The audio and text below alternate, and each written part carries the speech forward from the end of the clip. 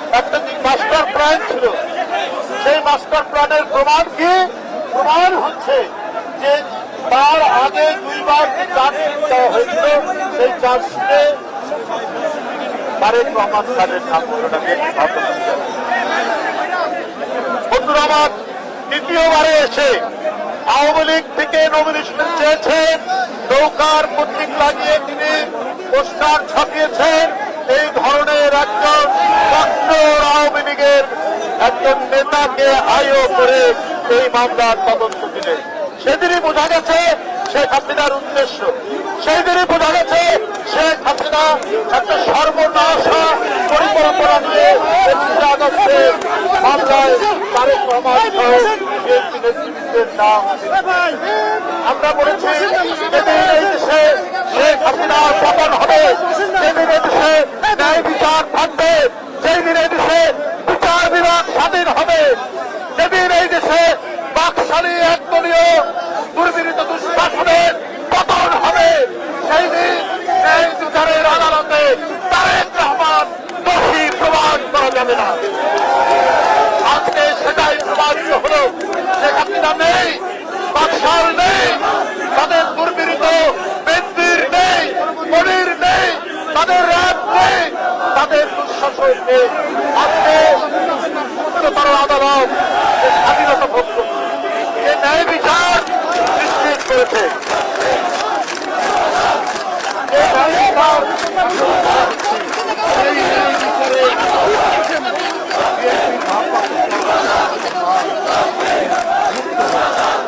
আরো যারা করতে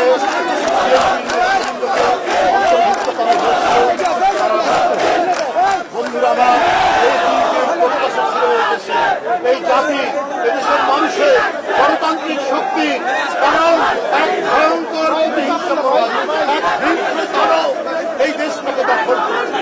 আর যদি কিছুদিন থাকতো, আপনারা যারা আজকে গণতন্ত্রের কথা বলে, আজকে যারা বিচার বিভাগের স্বাধীনতার কথা বলে, সমাজ নির্বাচনের কথা বলে, আপনারা যারা বহুদলীয় গণতন্ত্রের কথা বলে, তাদের কাউকেই শেখ বন্ধুরা আমার, জুলাই বিপ্লবের দুনিয়া কাঁপানো পদক্ষেপে শেখ হাসিনা লেজ গুটিয়ে পালিয়ে গেছে তার প্রভুর দৃষ্টি। সুতরাং আজকের এই মুক্ত পরিবেশে, মুক্ত স্বাধীন বিচার বিভাগে আমরা আমাদের নেতার যে মিথ্যা মামলা, বন্ধুরা আমার, এরপরে আরো যে সমস্ত মামলা, সেই মামলা দ্রুতই প্রত্যাহার করে আমাদের এই বাংলাদেশের মানুষের অনেক আকাঙ্ক্ষার নেতৃত্ব, এই দেশের মানুষ 15 বছর ধরে যার প্রত্যাশা করছে, সেই সূর্যের আলোর মতো আলোকোজ্জ্বল নেতৃত্ব বাংলাদেশের মানুষের কাছে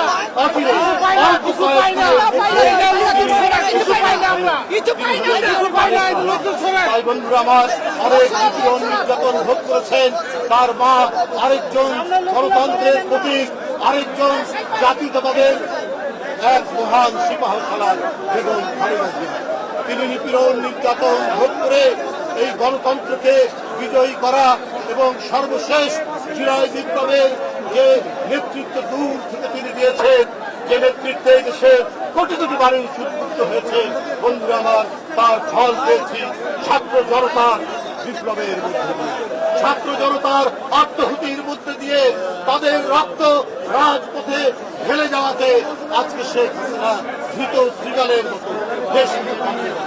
সুতরাং এই বাংলাদেশ তারেক রহমানের নেতৃত্বে একটি আধুনিক বাংলাদেশ, একটি গণতান্ত্রিক বাংলাদেশ, একটি মত প্রকাশের স্বাধীনতা এবং স্বাধীন বিচার বিভাগ এবং আইনের শাসনে বাংলাদেশে পরিণত হবে, এই প্রত্যাশা রেখে আমি আমার বক্তব্য শেষ করছি।